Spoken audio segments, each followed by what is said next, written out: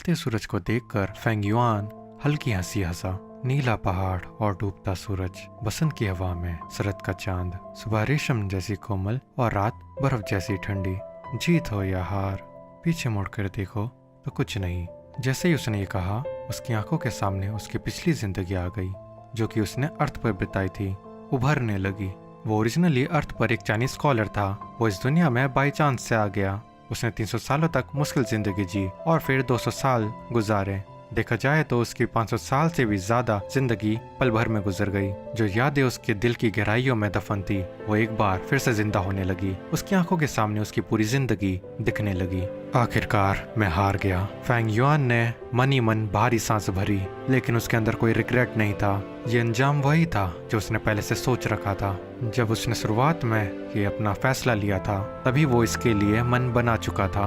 एक डीमन बनने का मतलब है निर्दयी और क्रूर होना, एक हत्यारा और विनाशकारी होना। ऐसे किसी के लिए ना ही हेवन में जगह होती है, ना ही अर्थ पर। दुनिया का दुश्मन बनकर जीना पड़ता है और फिर उसके परिणाम का भी सामना ही करना पड़ता है। अगर स्प्रिंग ऑटम सिकेडा जो मैंने कल्टीवेट किया है काम करता है, तो फिर अगले जन्म में भी मैं एक डीमन ही बनूंगा। ये सोचकर फेंग युआन अपने आप को रोक नहीं पाया और जोर से हंसने लगा। इविल डीमन, तू किस बात पर हंस रहा है? सभी ध्यान दो, ये डीमन अपने आखिरी पल में हमला करने वाला है। जल्दी से स्प्रिंग ऑटम सिकेडा हमें दे दे। वॉरलॉर्ड के ग्रुप आगे बढ़े। इसी पल एक जोरदार धमाके के साथ फेंग युआन एक तेज चमकदार एनर्जी के तूफान में लिपट जाता है। स्प्रिंग